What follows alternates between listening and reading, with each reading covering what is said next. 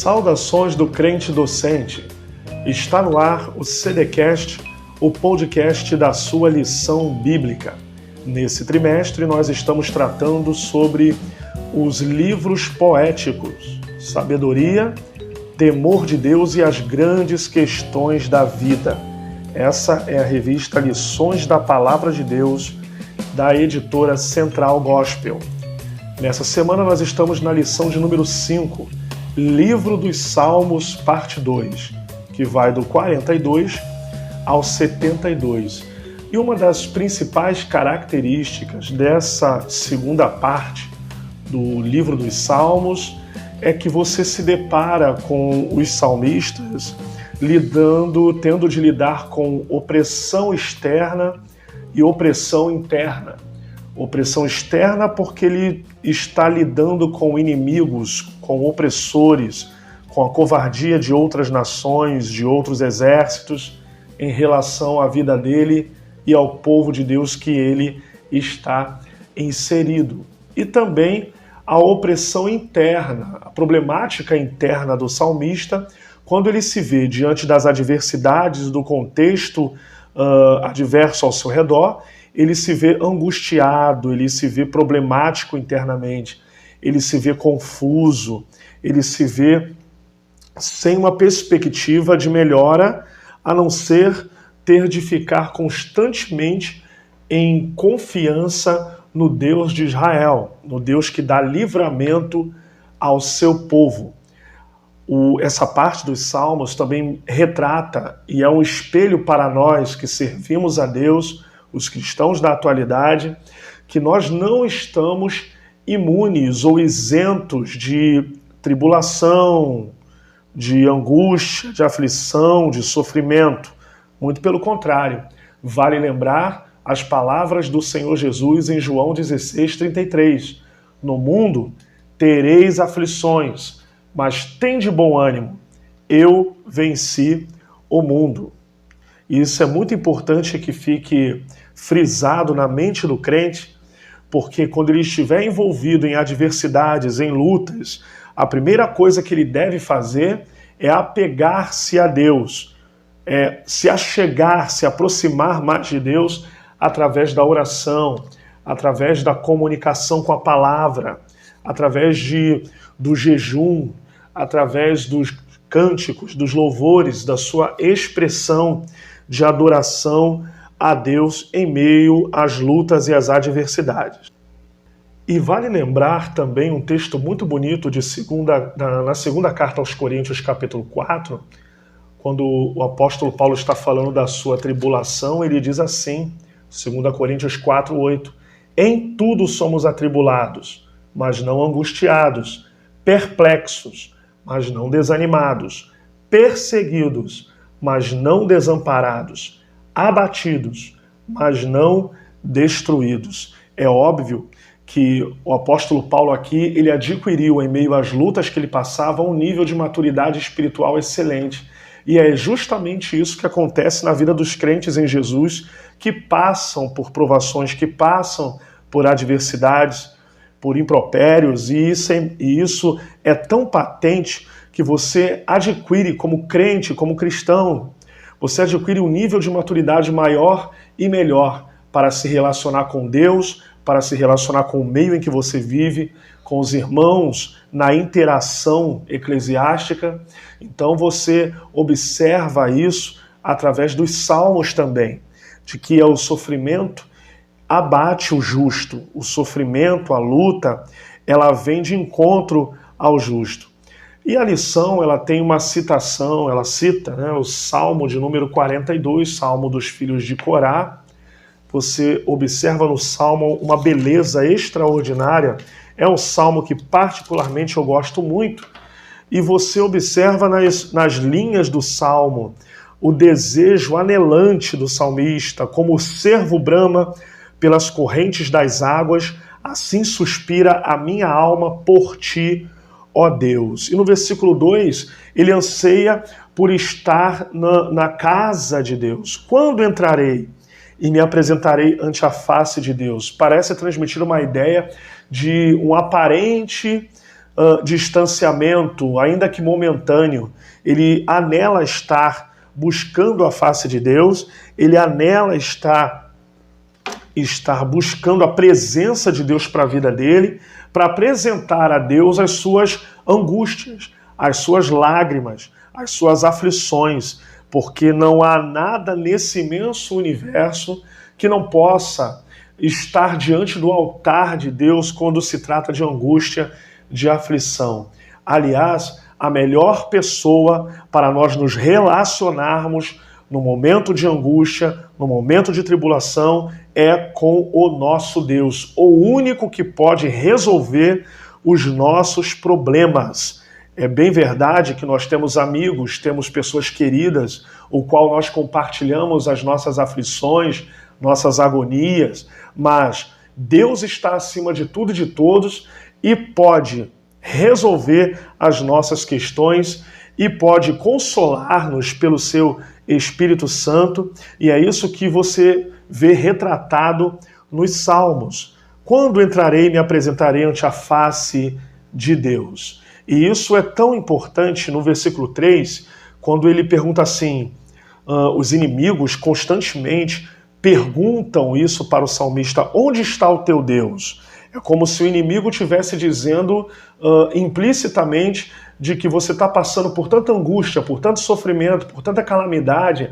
Onde está o seu Deus? E essa pergunta dos ímpios traz perturbação à mente e ao coração do salmista.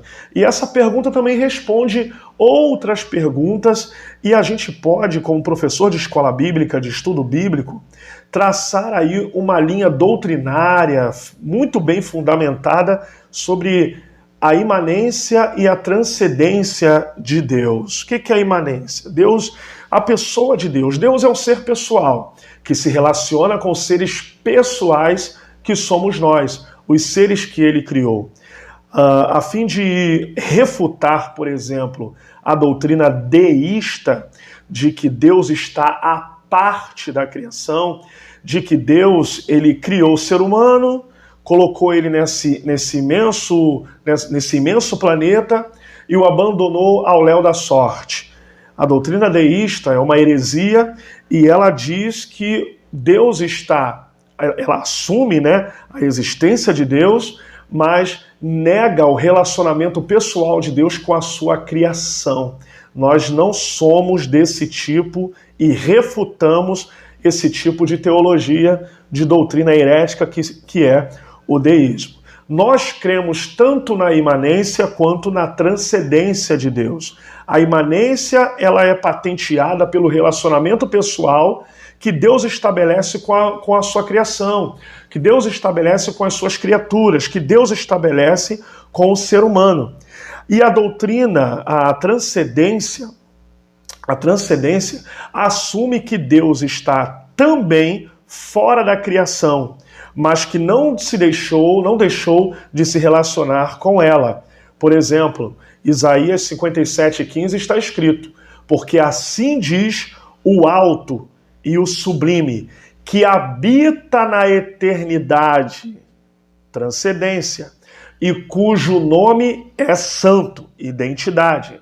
Aí ele continua, em um alto e santo lugar habito, transcendência, e também com um contrito e abatido de espírito, imanência, para vivificar, olha o relacionamento de Deus aí com quem tem o espírito abatido, com o ser humano, para vivificar o espírito dos abatidos e vivificar o coração dos contritos. Então, nós entendemos que Deus não está à parte da criação somente.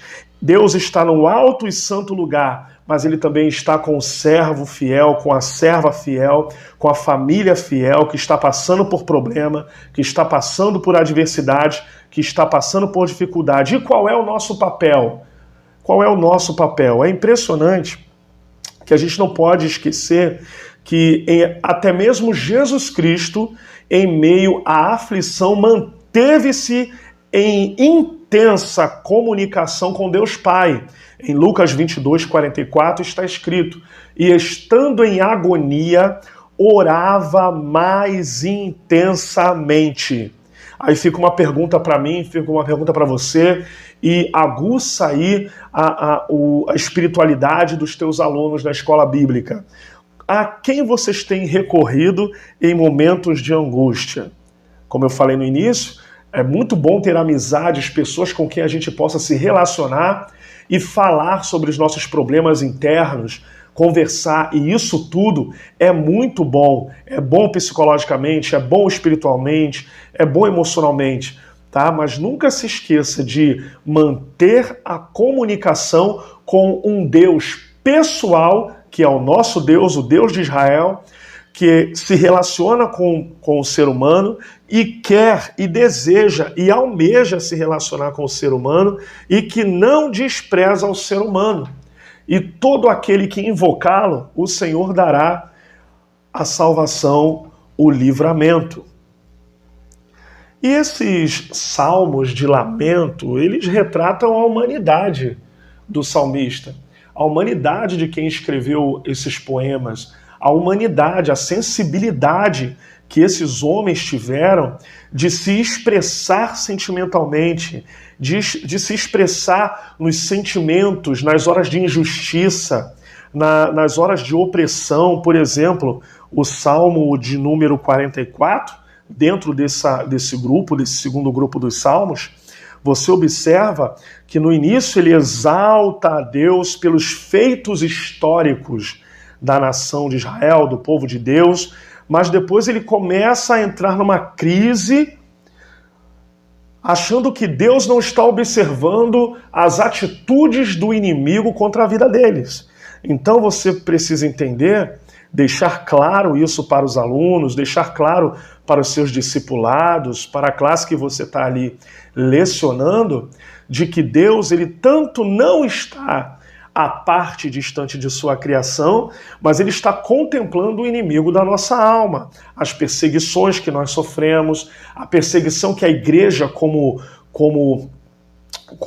corpo de Cristo sofre, não só aqui no Brasil, mas no mundo inteiro, a perseguição que os grandes homens de Deus, homens justos, homens fiéis, lutadores e proclamadores da justiça e do evangelho, eles sofrem essa perseguição política, eles sofrem perseguições nacionais, perseguições internacionais, mas é muito importante que se tenha a ideia de que Deus está trabalhando, ainda que ele não se manifeste através de algum barulho ou movimento teofânico. Deus também trabalha no silêncio. E isso me traz à memória João 5,17, quando Jesus diz: o meu Pai trabalha até agora e eu trabalho também.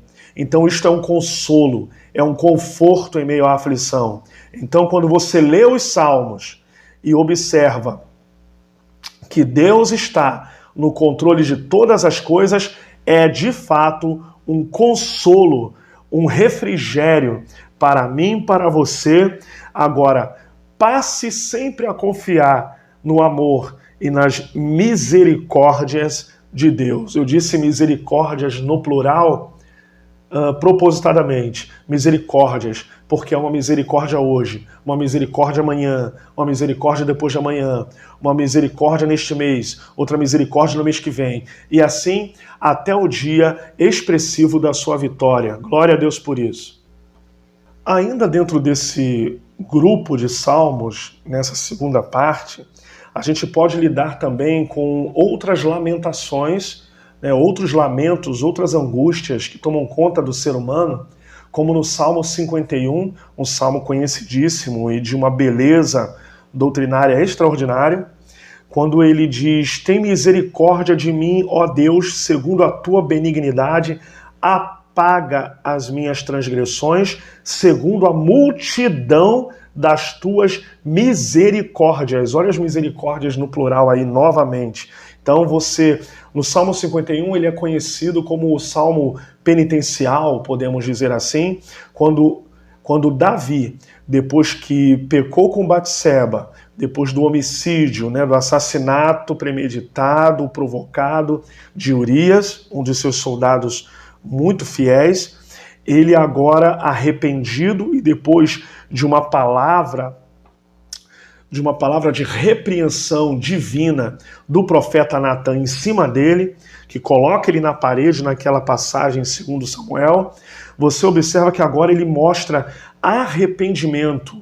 Aquele pecado trouxe angústia para ele, aquele pecado trouxe uma problemática, um terror interno na vida de Davi. E ele, no Salmo 51, expressa isso assumindo a culpa, porque eu conheço as minhas transgressões, no 51, verso 3. Eu conheço as minhas transgressões, e o meu pecado está sempre diante de mim. Contra ti somente pequei e fiz o que a teus olhos é mal. Por que ele tem essa consciência de que o feito dele é mal? Porque ele reconhece o pecado dele e também conhece o caráter santo e justo de Deus em relação ao pecado. Então você observa que ele apela a Deus pela misericórdia, pedindo para ser renovado, pedindo para ser purificado, pedindo para ser restaurado. E quando ele observa aqui no Salmo 51, ele ora pedindo a Deus: Senhor, cria em mim, ó Deus, um coração puro. Ele está pedindo para a alma dele ser limpa. Renova dentro de mim um espírito reto. Ele quer andar em retidão de fato. Ele está devidamente arrependido. E é verdade, em Isaías 43, versículo 25, está escrito sobre o caráter de Deus em relação ao pecado daquele que se arrepende de verdade. Eu sou o que apago as tuas transgressões e dos teus pecados não me lembrarei mais. Ao coração arrependido, ao coração que se lamenta na miséria do pecado e reconhece o erro, corrige suas rotas e se volta para Deus pedindo restauração e renovo, Deus vai apagar aquela iniquidade, ainda que você sofra as consequências, porque todo pecado tem uma consequência, mas até a consequência vai servir de lição para você ter uma vida nova, uma vida reta, uma nova vida, de um curso novo, de uma caminhada nova, de uma restauração de um novo tempo para você. Vocês lembram da mulher adúltera em João capítulo 8, versículo 11? Os acusadores queriam que ela fosse apedrejada e Jesus estava sendo testado ali por aqueles acusadores em relação à sentença que ele daria para essa mulher. Mas é interessante que Jesus, no versículo 10 de João 8, e endireitando-se Jesus e não vendo ninguém mais do que a mulher, porque Deus, quando vai tratar do pecado com o ser humano, trata com ele no particular, disse-lhe: mulher, onde estão aqueles teus acusadores? Ninguém te condenou? E ela disse: ninguém, Senhor. E disse-lhe Jesus: nem eu também te condeno. Vai e não peques mais. Jesus está instruindo aquela mulher a corrigir a sua rota e seguir o seu caminho na presença de Deus. Você vê muito isso característico nessa parte dos Salmos e em outros Salmos também. Aqui nessa segunda parte. Então, você medita, você expressa, você fala, você ganha de Deus uma chance, você recebe de Deus mais uma oportunidade, mas é tão importante como o filho pródigo também caiu em si. Eu gosto dessa expressão de Lucas 15, e caindo em si disse: pequei contra o céu, voltarei para o meu pai, e direi: pai, pequei contra o céu e perante ti, já não sou digno de ser chamado teu filho. Mas ele caiu em si. Foi um choque de consciência, foi um choque de peso de consciência para que ele mudasse a sua rota, tá certo? Eu quero deixar uma música para vocês de um grande cantor da década de 90, que é o Marcos Góes.